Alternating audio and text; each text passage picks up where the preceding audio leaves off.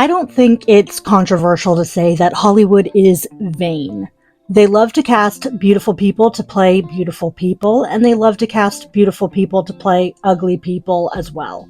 And usually when there's a movie with a quote-unquote ugly female character, the entire point of her being ugly is to fix her ugliness with a big dramatic makeover that usually consists of taking off her glasses and brushing her hair. Might seem crazy, but you're just gonna have to trust me.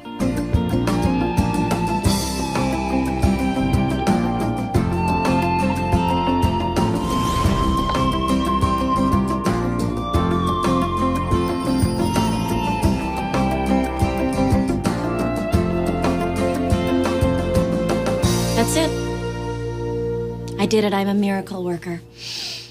Very often, the ugly character was never really ugly outside of Hollywood standards. Usually they're played by an incredibly attractive woman, made to look just slightly more plain than her fellow castmates. But on the rare occasion that Hollywood actually allows a female character to be unapologetically unattractive and stay that way throughout the film, something magical happens. And by magical, I mean a woman can be taken seriously.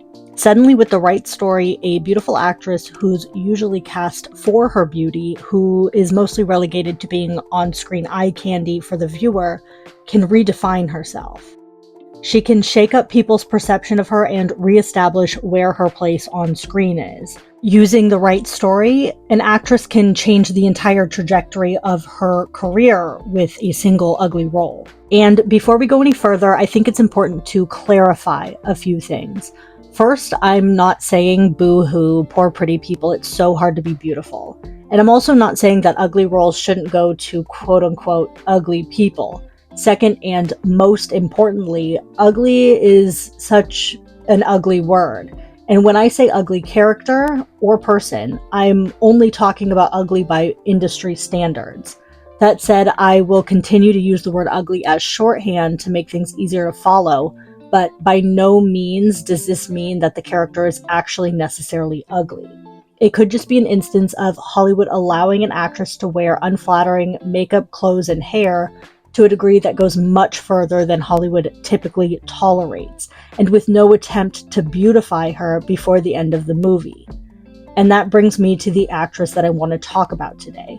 An actress that I think could jump from a B-list TV actress to a full-blown movie star by using the power of an ugly role to cement her place in Hollywood. Sydney Sweeney. And please, let's put aside any scandals for this discussion. There's a point to be made beyond any wrongdoings, real or perceived. Sydney is gorgeous and talented. She's a rising star in Hollywood with very little standing in her way. So why isn't she breaking through from TV to movies? And I mean movies that show in theaters, not just straight to streaming movies. In my opinion, it's largely because Sydney Sweeney is being given the sex symbol treatment, which is hindering her career.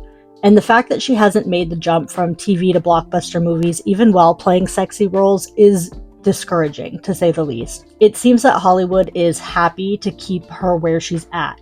But as Cassie in Euphoria, she showed a lot of range in her acting, often playing vulnerable scenes very convincingly.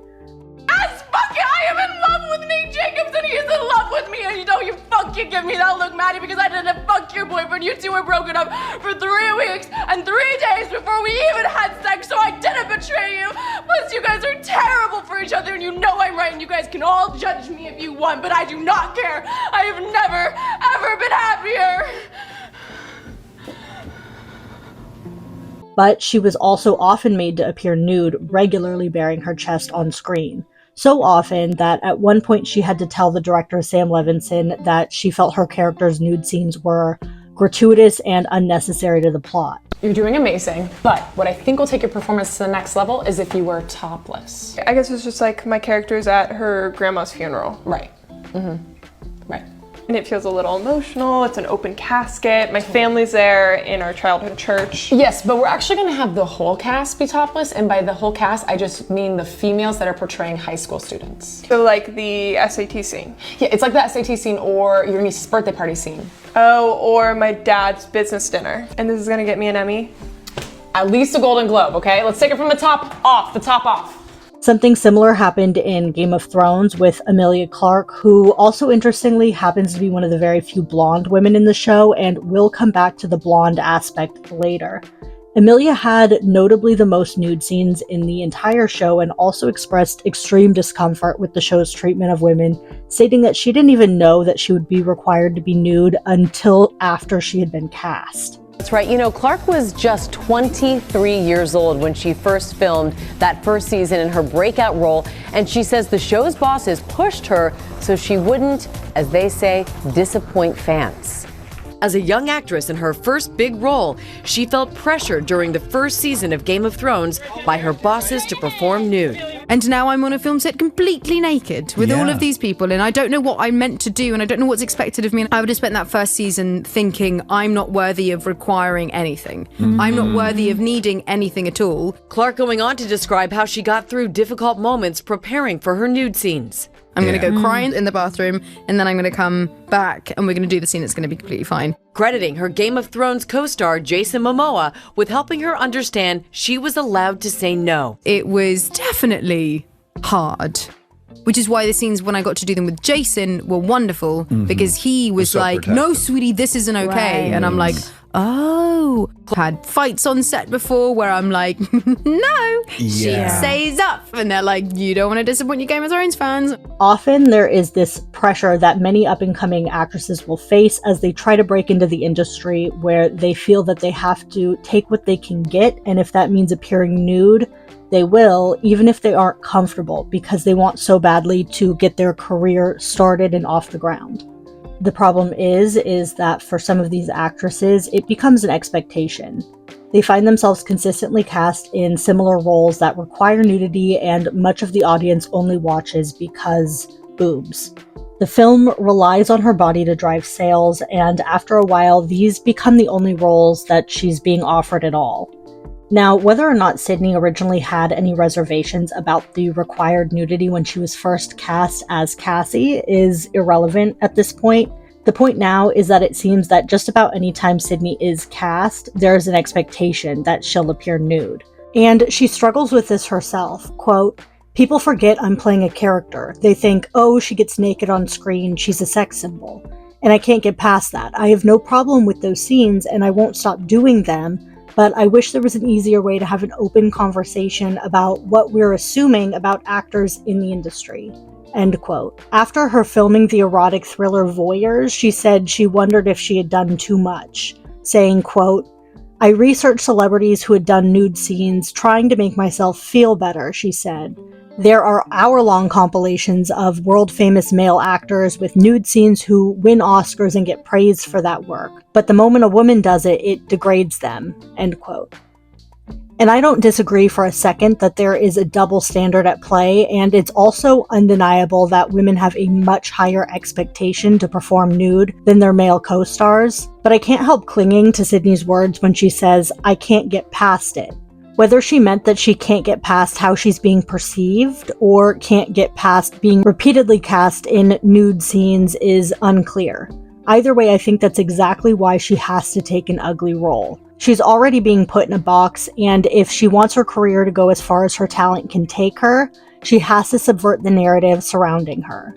The nude scenes got her in the door and took her from child actor to household name, but they will start to stunt her growth very quickly if she doesn't show that she can do more soon. Using actress Charlize Theron as an example, Charlize's place in films through the 90s and early 2000s was portraying temptresses, trophy wives, even a supermodel once.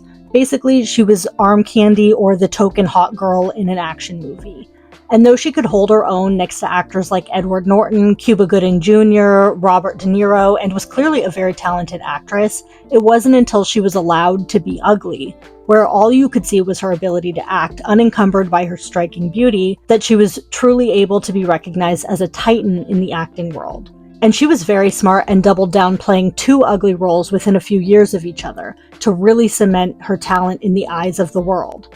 Now she can play any character she wants, from seductress to comic relief. She can take on passion projects and smaller bit parts, and we as the audience know that Charlize is a powerhouse, even if she's choosing a silly role.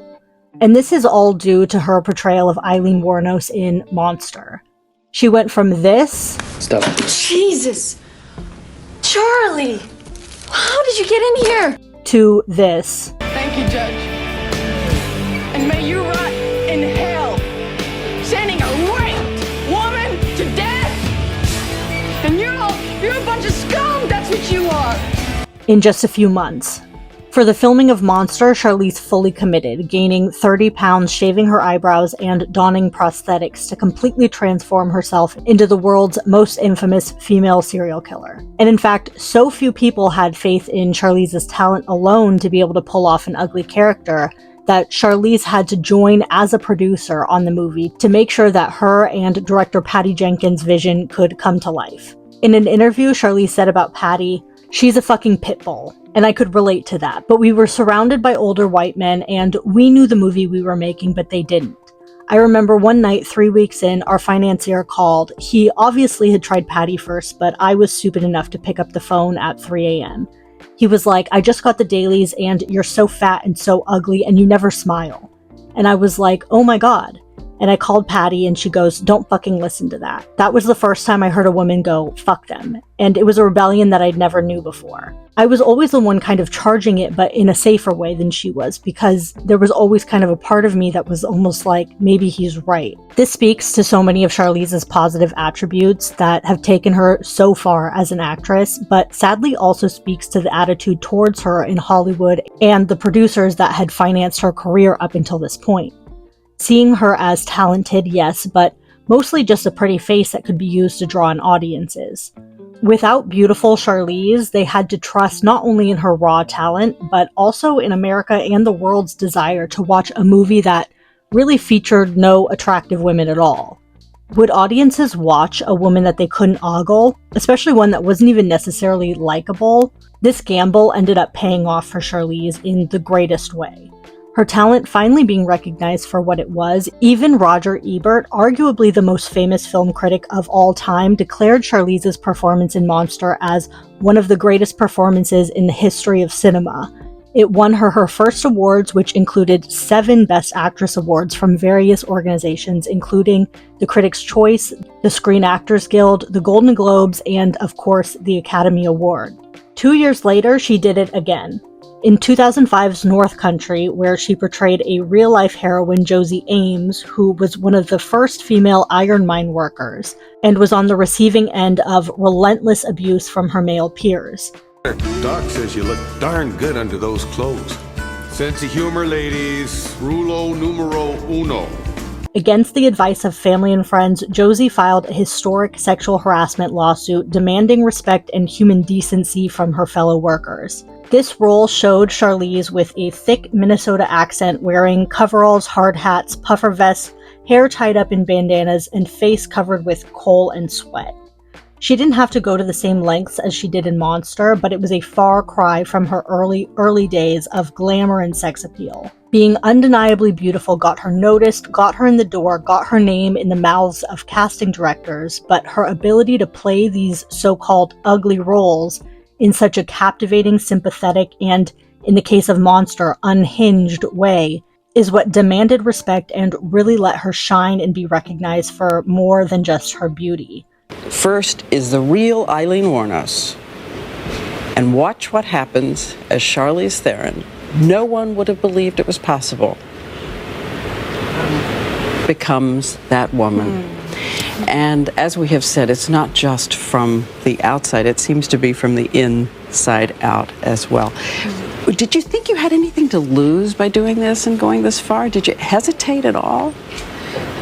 I guess I was at a place in my career where, you know, I've been very happy with my career. I feel like I've been extremely blessed, but at the same time, I guess something inside me always felt like that I knew I was capable of a lot more, and it was extremely hard to find filmmakers or get filmmakers excited about me in a different way. Would let you do it.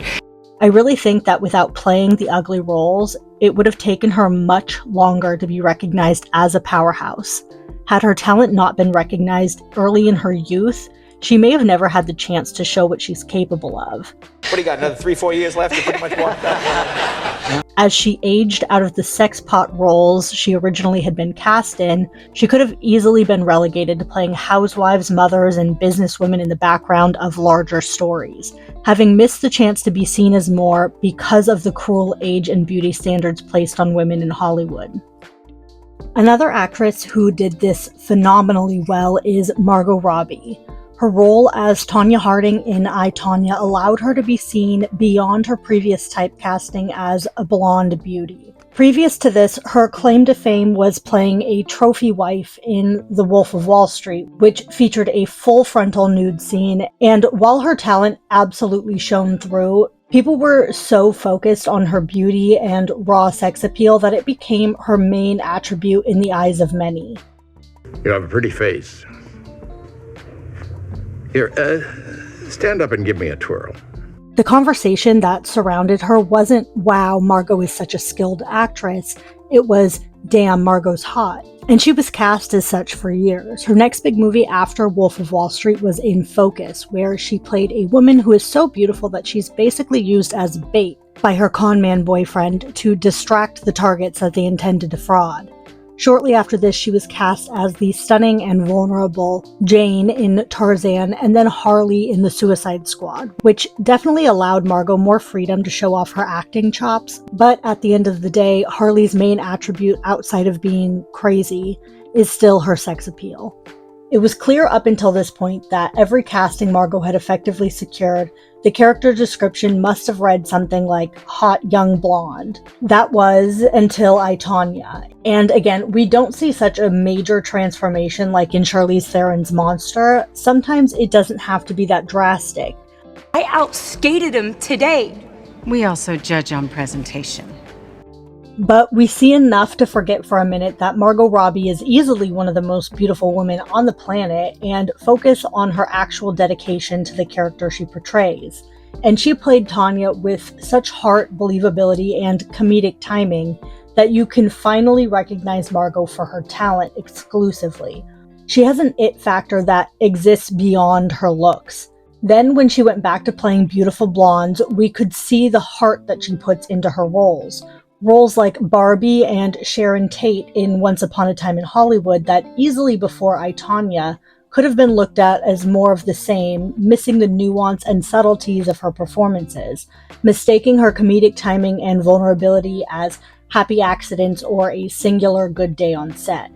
Instead, we now know that she plays her characters with so much heart and gives them her all that it's not a fluke or sheer dumb luck, it's genuine talent.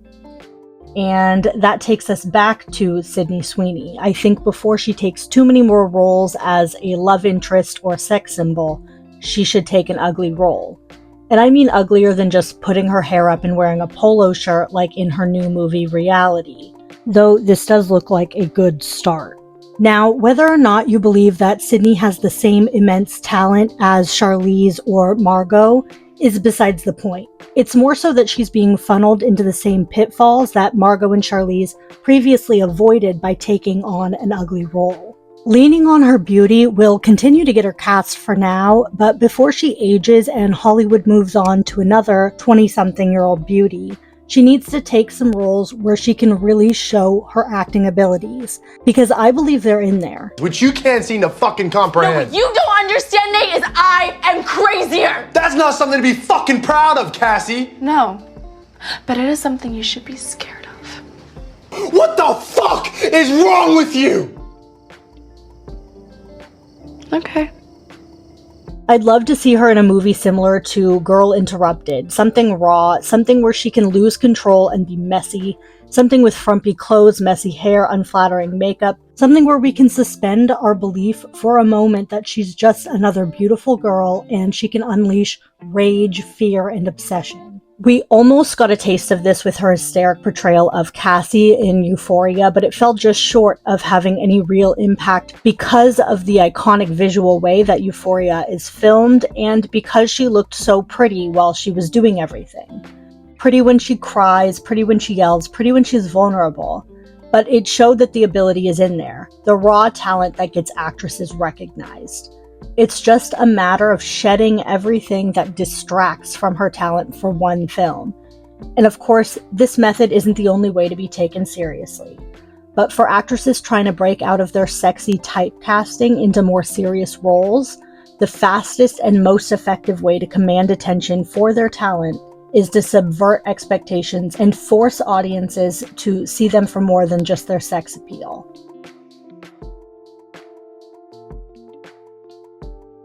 Now, at this point, you'll likely have noticed that all of the actresses that I'm talking about are white blonde women, which actually wasn't my intention when I started this video. I only realized after deciding to do a video on ugly roles inspired by Sydney Sweeney's current predicament that this is a way more niche topic than I realized.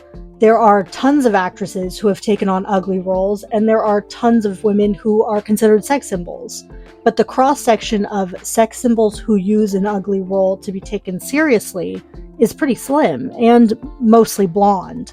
So let's talk about it. And quick reminder, the group of women we're highlighting are actresses who were only being cast in blatantly sexy roles and broke away from the typecasting by subverting expectations with an ugly role.